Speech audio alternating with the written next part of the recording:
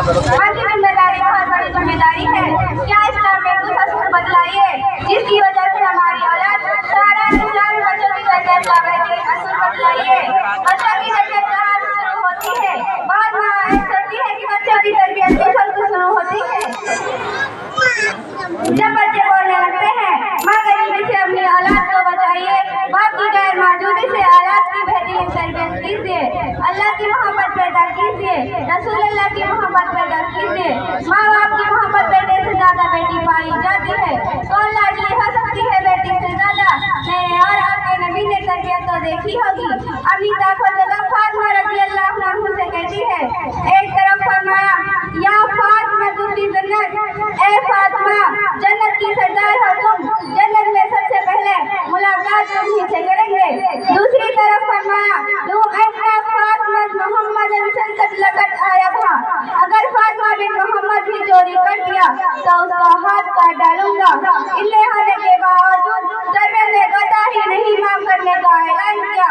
اس کو کہتے ہیں تربیت، اس کو کہتے ہیں اولاد کی صحیح پرورش. اس بات کو یاد رکھو کہ ماں کی ذمہ داری بہت بڑی ذمہ داری ہے. اولاد کی سہارا آخرت میں ان کو جنتی بنائے.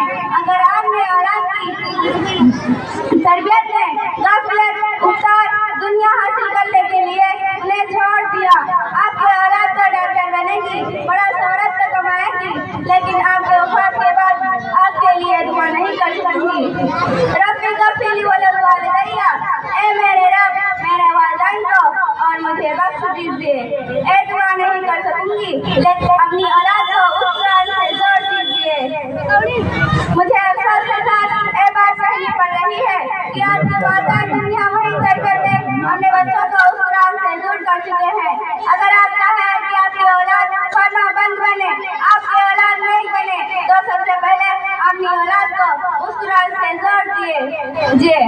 یہ اصول شریعت میں بتلاتے ہیں، ہمیں بتلاتے ہیں کہ جب وہ اس کی عبادت ادا کرنے کا قابل ہو جاتا ہے تو اس کی عبادتوں کا پابند بنائے.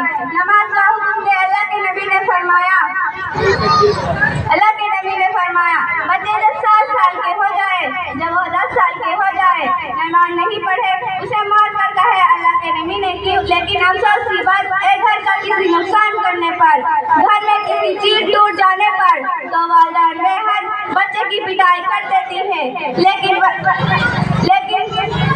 نماز کو چھوڑنے پر شاید بہت ہی کم والدین ہوں گے جہاں نے اپنے بچوں پر ہاتھ اٹھایا.